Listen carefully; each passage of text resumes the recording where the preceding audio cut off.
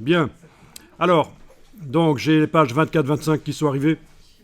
Bien entendu, il est probable que ces pages existent déjà quelque part dans le document. Hein. Si j'analyse ça un peu, elles ressemblent à quoi?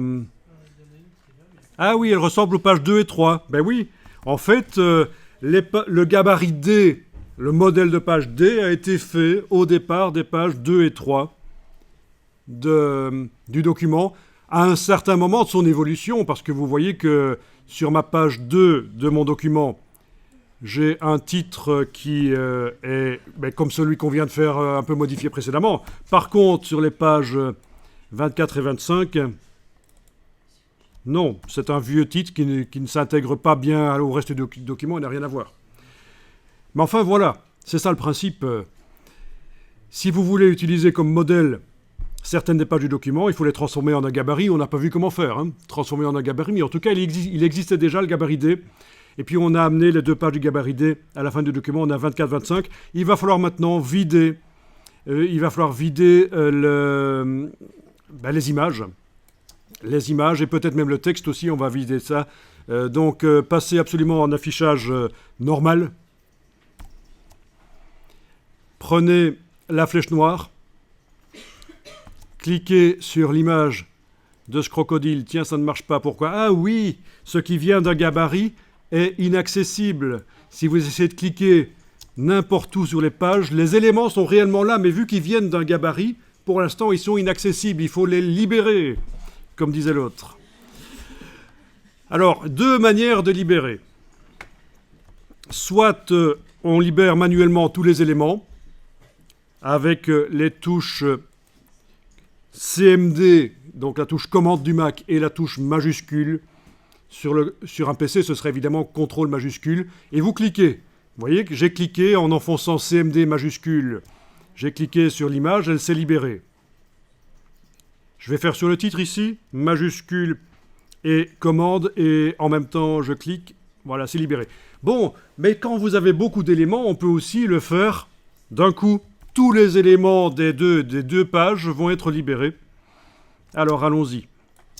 Dans la palette page, tiens, je l'ai enlevé de l'écran, c'est pas grave, là voilà. Dans la palette page, il faut que les deux dernières pages là soient sélectionnées. Donc au besoin, vous faites clic, majuscule clic, il faut qu'elles soient comme ça en surbrillance. D'accord? Les deux dernières pages. Clic, majuscule clic. Il faut qu'elles soient en surbrillance. Tiens, il ne met pas le numéro. Malin. Voilà, comme ça. Vous les avez? Elles sont activées? Oui. Vous voyez qu'elles utilisent le gabarit D. C'est marqué dessus. Ceci dit au passage, petite parenthèse. Vous allez dans le menu de la palette page et vous demandez libérer tous les éléments de gabarit. Et du coup, tous les blocs de cette double page sont déverrouillés, accessibles malgré qu'ils viennent du gabarit. Quand je clique avec la flèche noire sur n'importe lequel d'entre eux, voilà, ils sont accessibles sans problème.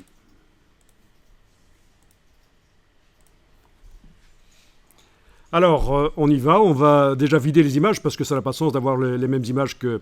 Peut-être la même structure de page que deux autres pages du document, c'est pas un problème, mais les mêmes images, il ne faut quand même pas pousser. Donc avec la flèche noire, vous cliquez sur le réticule. Haha. Je savais que ça intéresserait certains.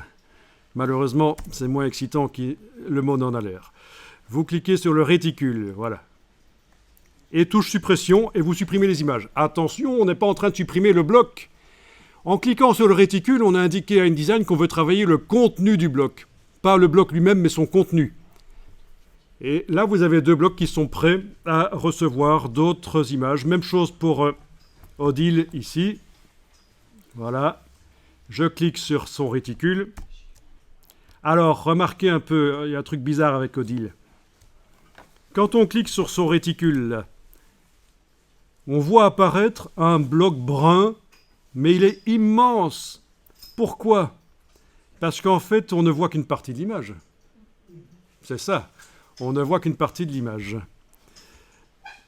Donc c'est un recadrage énorme qui a été fait là. Hein. Donc c'est un effet de mise en page, ça peut se faire. Hein. Ça peut se faire. Donc ne vous inquiétez pas que, contrairement aux autres images, quand vous cliquez sur le réticule central de Odile, vous ne voyez pas un cadre brun qui apparaît autour. C'est parce qu'il est tellement grand qu'il est en dehors des limites de ce que vous voyez actuellement du document. Touche suppression et voilà, le bloc a été, l'image dans le bloc, pas le bloc, l'image dans le bloc a été supprimée.